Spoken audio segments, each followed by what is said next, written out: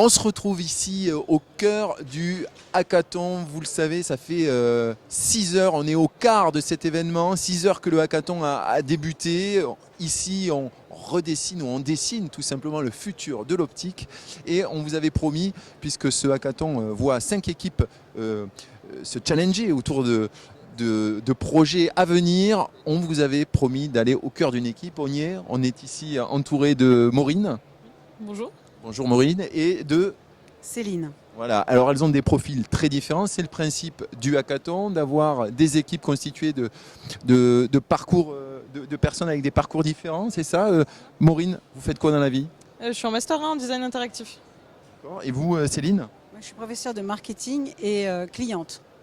Alors pourquoi vous dites cliente? Cliente parce qu'un bon marketeur, il tient compte surtout de la demande client. Alors, et vous êtes avec 3 autres personnes au cœur de l'équipe qui ont quel profil professionnel, quel parcours de vie? Alors, nous avons un entrepreneur qui travaille dans une entreprise qui fait de la 3D dans le domaine de l'optique. Donc, c'est important parce que c'est une nouvelle technologie appliquée à l'optique. Nous avons également un autre étudiant en design de la même école que Maureen. Et nous avons un opticien qui fait partie d'une chaîne d'opticiens régionale. Alors réfléchir comme ça, en mode projet avec des gens qu'on ne connaissait pas quelques heures auparavant, qu'est-ce que vous en pensez Maureen? Qu'est-ce qui se passe? C'est comment? J'ai l'habitude de ce genre de format avec ma formation et c'est super intéressant de voir que on n'a pas tous les mêmes idées, les mêmes a priori et du coup ça permet un peu de challenger tout ça. Et vous, le professeur qui se retrouve avec peut-être des potentiels élèves, qu'est-ce que vous pensez de ce brainstorming en équipe? Moi, je travaille beaucoup comme ça, parce que je travaille par gestion de projet, donc c'est quelque chose dont j'ai tout à fait l'habitude.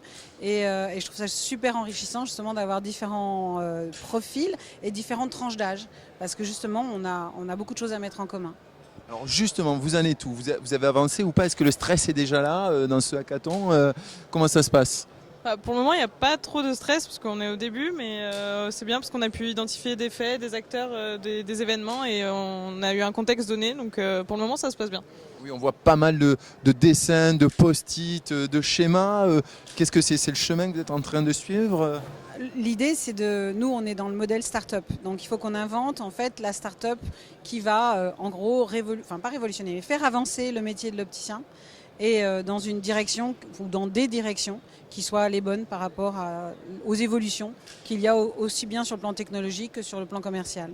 Alors, vous allez tenter de dessiner le futur de l'optique. Vous savez déjà précisément vers quel projet finalisé vous vous dirigez? Plus ou moins. Pour le moment, on essaye de voir les pour et les contre de nos ambitions.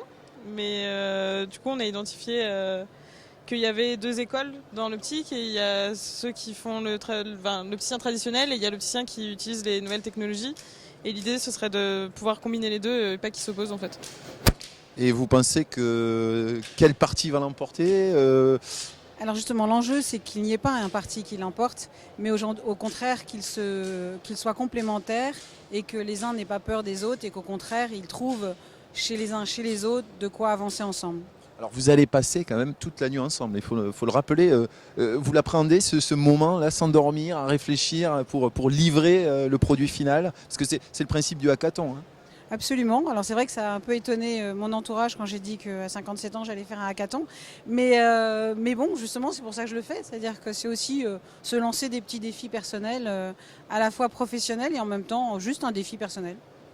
Écoutez, merci beaucoup mesdames, on va vous laisser travailler.